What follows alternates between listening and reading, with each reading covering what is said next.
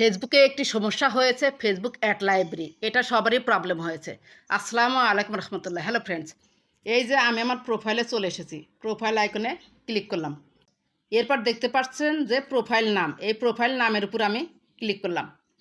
এরপর নিচে দেখতে পাচ্ছেন ট্রান্সপারেন্সি অ্যান্ড প্রাইভেসি পলিসি, এখানে আমি ক্লিক করলাম।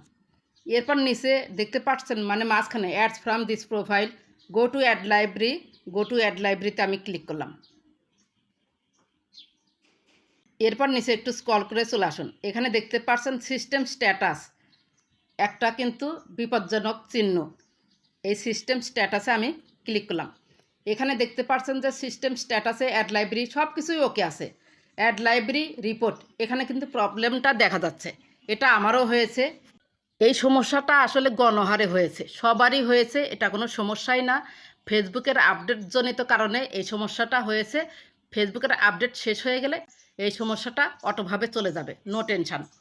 এখানে দেখতে পাচ্ছেন যে সব কিছুই গ্রিন টিক চিহ্ন রয়েছে, অ্যাড লাইব্রেরি রিপোর্ট। এখানে একটু হচ্ছে এই কি বিপজ্জনক চিহ্ন রয়েছে, ইস্যু টাইপের চিহ্ন রয়েছে। এটার জন্য যে আপনার কন্টেন্টে ইনকাম কমে গিয়েছে সেটা কিন্তু নয়, অথবা আপনার কন্টেন্টে যে ভিউজ কম আসছে সেটা কিন্তু নয়। আসলে এটা কোনো সমস্যা না, এটা নিয়ে কোনো টেনশন করবেন না। সি ডিটেলসে আপনি ক্লিক করুন। এখানে আপনাকে নিয়ে যাবে হচ্ছে এই যে সেটাই বড় করে দেখাচ্ছে অ্যাড ট্রান্সপারেন্সি স্ট্যাটাস। এখানে আপনি তো কোনো অ্যাড রান করেননি। এই যে মিডিয়াম ডিসক্রিপশান, এখানে অ্যারোতে যদি আমি ক্লিক করি আরও দেখি, we are aware of an issue impacting the ad library report, our teams are working to address the issue and we apologise for any ইনকনভেন্স।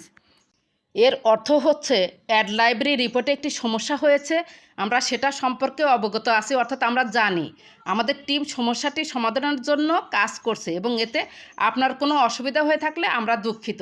Applies for any ইনকনভেন্স, এখানে স্পষ্টভাবে লিখেছে, এটা নিয়ে কোনো টেনশন করার দরকার নেই।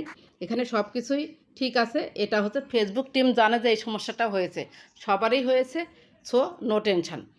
যদি ভিডিওটি ভালো লেগে থাকে তাহলে সাথেই থাকবেন। ধন্যবাদ সবাইকে।